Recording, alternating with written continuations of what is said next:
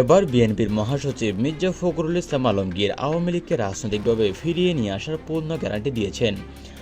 আর রাজধানীর একটি হোটেলে আয়োজিত সংবাদ সম্মেলনে মির্জা ফখরুল বলেন, আওয়ামী লীগ বাংলাদেশের রাজনীতির একটি গুরুত্বপূর্ণ অংশ।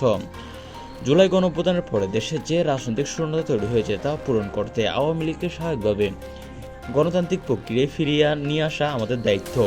আমি আওয়ামী লীগের নেতাকর্মীদের উদ্দেশ্যে স্পষ্টভাবে বলতে চাই, তাদের ফিরিয়ে নিয়ে আসার পূর্ণ গ্যারান্টি আমরা দিচ্ছি। মির্জা ফখরুল ইসলাম আলমগীর আরও বলেন, নিরাপত্তা, রাজনৈতিক কর্মকাণ্ড পরিচালনা এবং সকল ধরনের আইনি সুরক্ষা নিশ্চিত করা হবে।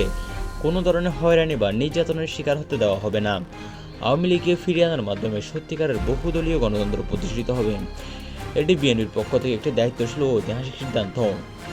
সংবাদ সম্মেলনে বিএনপির মহাসচিব আশা প্রকাশ করে বলেন, আওয়ামী লীগের নেতৃত্ব যদি এই গ্যারান্টি আস্থা রাখেন, তাহলে দেশের রাজনৈতিক পরিস্থিতি দ্রুত স্বাভাবিক হয়ে উঠবে। আমরা সকলে রাজনৈতিক দলের সঙ্গে আলোচনার মাধ্যমে এগিয়ে যেতে চাই।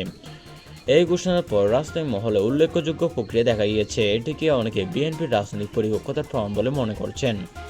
আবার কেউ কেউ এর পেছনে কৌশলগত উদ্দেশ্য থাকতে পারে বলে মত প্রকাশ করেছেন এবং সামাজিক যোগাযোগ মাধ্যমে লিখছেন যে বিএনপির পক্ষে আওয়ামী লীগকে ফিরিয়ে আনা সম্ভব।